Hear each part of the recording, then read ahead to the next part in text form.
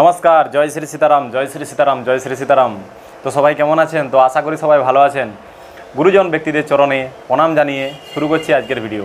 তো আজকের ভিডিওর বিষয় হলো যে আপনারা অনেকেই জিজ্ঞেস করে থাকেন যে আমার তো একটাই ঘর, একটাই রুম, আমার কাছে এক্সট্রা কোনো রুম নেই, তো আমি কি বালাজি মহারাজের পুজো পাঠ করতে পারবো, এবং যদিও করি তো কোথায় করব?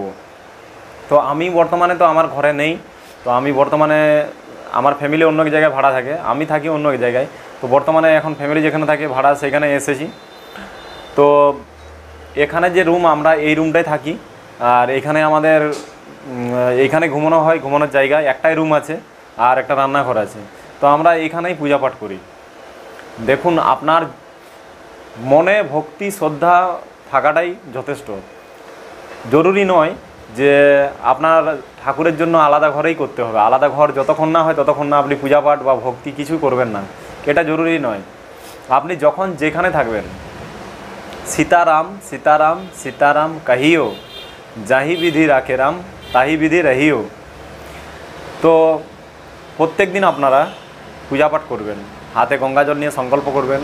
এবং এটাও আপনাদেরকে বলে দিই যে গঙ্গা জল সবসময় থাকুক বা না থাকুক, ফুল সবসময় থাকুক বা না থাকুক, সেটাও ইম্পর্ট্যান্ট নয়। ইম্পর্ট্যান্ট এটা যে আপনি কতটা ভক্তি ভরে আপনি ভগবানের পূজা করছেন, কতটা মন থেকে করছেন, কতটা সময় বের করে করছেন। আর অনেকেই বলে যে আমি পূজা পাঠও করছি কিন্তু মন আমার খুব চঞ্চল হয়ে থাকে, এরকমভাবে অনেকেই বলে থাকে। তো তাদের জন্য আমি বলছি, মন চঞ্চলের জন্য প্রাতঃকালে আপনারা পূজা করবেন। ভোর 4টা থেকে 6টার মধ্যে আপনারা পুজো করার চেষ্টা করবেন, পুজোটা কমপ্লিট করার চেষ্টা করবেন। তাহলে আপনারা দেখবেন আপনাদের যে সমস্যা, ওই সমস্যা থাকবে না। এবং অনেকেই বলে পুজো পাঠে মন লাগে না, তাদের জন্য একটা ভালো উপায় আমি আজকে বলবো। এখানে যে আপনারা দেখতে পাচ্ছেন যে সন্ন্যাসী বাবার চিত্র আছে, তো বালাজি মহারাজের, এই যে বালাজি মহারাজের যে চিত্র আছে, ছোট করে আমার তো বের করানো আছে, কারণ আমি বিভিন্ন জায়গায় যাই, আমাকে নিয়ে যেতে হয়, তাই আমি ছোট করে এরকম লেমিনেশন করে রাখছি। তো আপনাদেরকেও এই ফটোটা অনেকে পাঠিয়েছিলাম, তো অনেকেও এভাবে করে রেখেছে। কিন্তু আপনারা বালাজি মহারাজের একটা বড় করে, এই সন্ন্যাসী বাবার যে ফটো দেখছেন এরকম বড় করে বানিয়ে রাখবেন।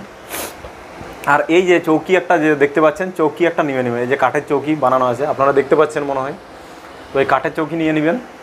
আর এরকম বড় দেখে বানিয়ে রাখবেন এবং চেষ্টা করবেন হাইটটা যেন আপনার চোখের বরাবর হয়, বালাজি মহারাজের হাইটটা।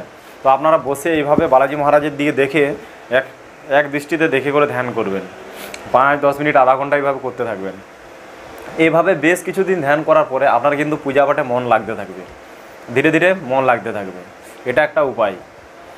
এবং আপনারা অনেকেই বলেছিলেন যে পুজো পাঠ করার সময় কী কী করা দরকার।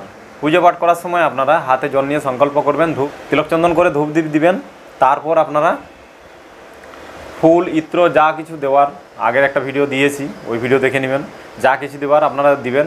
এবং সাময়িক আরজি প্রত্যেক দিন লাগাবেন, সাময়িক আরজি লাগাটা জরুরি। সাময়িক আরজি লাগাবেন, পূজা পাঠের যে মন্ত্র সেগুলো বলবেন, এর আগের ভিডিওতে দেওয়া আছে, ভিডিও খুঁজে আপনারা দেখে নেবেন। আর বিশেষ করে সাময়িক আরজি প্রত্যেক দিন লাগালে প্রত্যেকটা মানুষের পক্ষে দরকার। সাময়িক আরজি যদি কোনো মানুষ কন্টিনিউ লাগায় তাহলে তার শরীরের যে নেগেটিভ শক্তি সেগুলো ধীরে ধীরে সরে যাবে। আর পূজা পাঠ করবেন, তারপর মালা জপ করবেন। যা মালা আপনি জপ করেন সেগুলো মালা জপ করবেন। মালা জপ করার মধ্যে ওম বাগেশ্বরায় নমঃ 3 মালা জপ করতেই হবে বাগেশ্বর ধামের সঙ্গে যুক্ত থাকলে। এবং ওম হাম হনুমতে নমঃ, এই মন্ত্রটা 1 মালা জপ করবেন। 1 মালা থেকে যত মালা জপ করতে পারেন, কমসে কম 1 মালা জপ করবেন। আর চেষ্টা করবেন যাদের কাছে একদম সময় নেই 5 বার হনুমান চল্লিশা পাঠ করবেন। আর যদি যাদের কাছে সময় থেকে থাকে তাহলে কিন্তু তারা অবশ্যই মনে রাখবেন যে 11 বার হনুমান চল্লিশা পাঠ করবেন।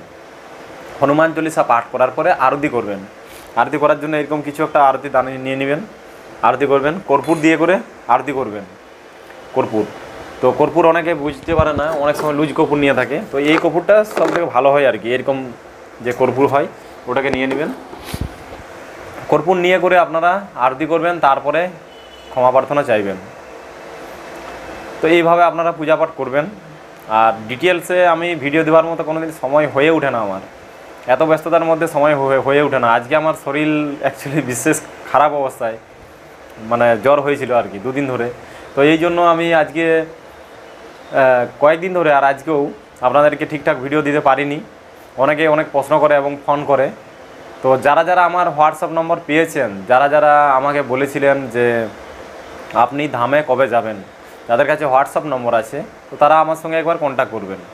হোয়াটসঅ্যাপ নম্বর এর আগের ভিডিওতে দেওয়া আছে, আর ইউটিউব সেকশনের অ্যাবাউটের মাধ্যমেও দেওয়া আছে। তো চলুন, দেখা হবে আবার একটা পরের ভিডিওতে। ততক্ষণের জন্য সবাই ভালো থাকুন, সুস্থ থাকুন। জয় শ্রী সীতারাম, জয় শ্রী সীতারাম, জয় শ্রী সীতারাম।